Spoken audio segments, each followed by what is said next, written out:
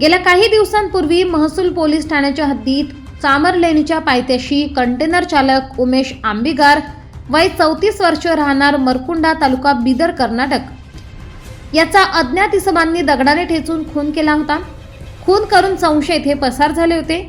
खून कोणी केला याचा तपास पोलीस करीत होते। त्यानुसार शहरातील 100 सीसीटीव्ही फुटेज चेक करत अखेर 11 दिवसानंतर नाशिकच्या गुन्हे शाखा युनिट क्रमांक 1 ला यश आले आहे। गुन्हे शाखा युनिट क्रमांक 1 च्या पथकाने 4 संशयितांना ताब्यात घेतले। विजय मधुकर खराटे, संतोष सुरेश गुंभाडे, अविनाश नागनाथ राहणार म्हसरूळ, रवी सोमनाथ शेवरे राहणार मानुरी तालुका दिंडोरी अशी संशयित आरोपींची नावं असून त्यांनी लुटण्याच्या इराद्याने ट्रक चालकाचा खून केल्याचे सांगितले आहे। याविषयी अधिक माहिती वरिष्ठ पोलीस निरीक्षक मधुकर कड यांनी दिली आहे।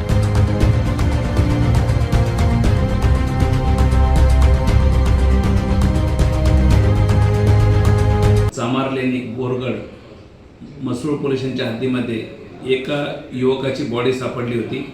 त्यावरून सरकारतर्फे पोलीस अंमलदार प्रभाकर सोनवणे यांनी दिलेल्या फिर्यादीवरून पोलीस स्टेशन म्हसरूळ येथे खुनाचा गुन्हा दाखल करण्यात आला होता।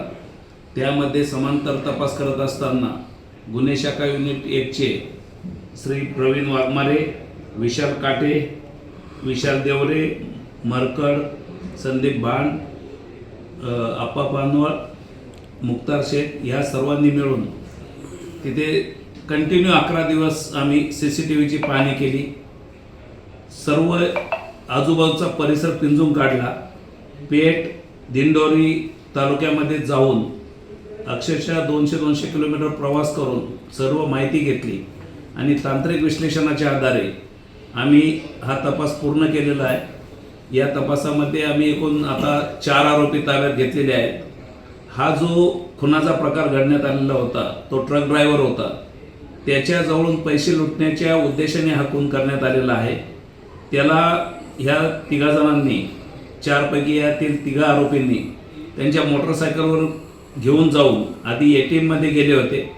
तेथून त्याचे ATM मधून पैसे काढण्याचा प्रयत्न केला। त्याने ATM ची पिन चुकीची सांगितली, याचा राग मनात आला आणि त्यावरून त्यांच्या ताब्यात आम्ही तपासासाठी देत आहोत। सर, ज्याची हत्या झाली तो कुठला आहे, त्याचं नाव काय आहे?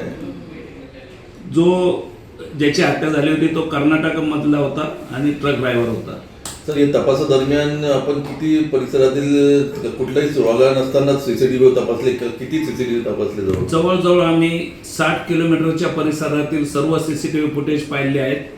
त्यामध्ये अतिशय कष्टदायक काम केलेलं आहे, कारण काही क्ल्यू नव्हता ह्या मर्डरमध्ये आणि त्याची बॉडी अननोन अगोदर होती। त्यानंतर माहीत झालं की तो ट्रक ड्रायव्हर आहे आणि त्यानंतर मग ह्या गुन्ह्याचा तपास तांत्रिक विश्लेषणाच्या आधारे युनिट 1 च्या टीमने केलेला आहे।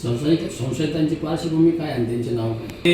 एक जो आरोपी आहे त्याच्यावर नाशिक तालुका पोलीस स्टेशनला 3 गुन्हे व सातपूर पोलीस स्टेशनला 1 गुन्हे असे 4 गुन्हे दाखल आहेत आणि अजून एक आरोपी आहे त्याच्यावर दिंडोरी पोलीस स्टेशनला मारामारीचा गुन्हा दाखल आहे। इतर दोघांवर कोणतीही गुन्हेगारी पार्श्वभूमी नाही।